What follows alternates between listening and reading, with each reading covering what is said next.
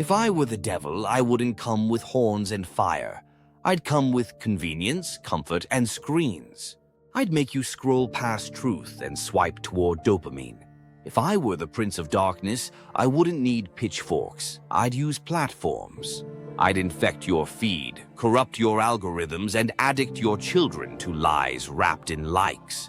I'd target the United States, not because it's perfect, but because it still has the spark of liberty, family, and faith. So I'd smother it with division disguised as justice and fear packaged as safety. First, I'd infiltrate the churches, not by burning them down, but by hollowing them out. I'd trade scripture for sound bites, conviction for comfort, and truth for tolerance. I'd teach pastors to fear being unfollowed more than God. To the young, I'd say, you are your own truth. I'd tell them God is oppressive, faith is outdated, and morality is relative. I'd whisper, do what feels right, and drown their conscience with noise and influencers.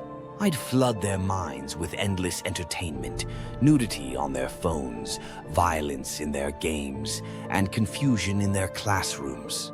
I'd push pills for every pain and screen time for every silence. And then I'd convince them they're depressed because of capitalism, not because their souls are starving.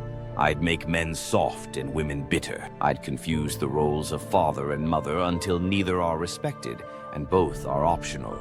I'd glorify hookup culture while mocking commitment. I'd legalize lust and label love as toxic. I'd weaponize identity. I'd make race, gender, and politics your gods, dividing neighbors, friends, even families. I'd cancel disagreement and silence dissent in the name of progress. If I were the devil, I'd use AI to mimic humanity and erase it. I'd get people to outsource their thinking, their parenting, even their praying to machines. I'd redefine truth through fact checkers I control.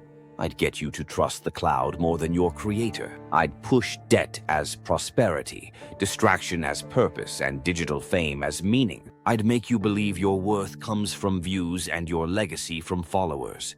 If I were the devil, I'd make it easier to abort a baby than adopt one.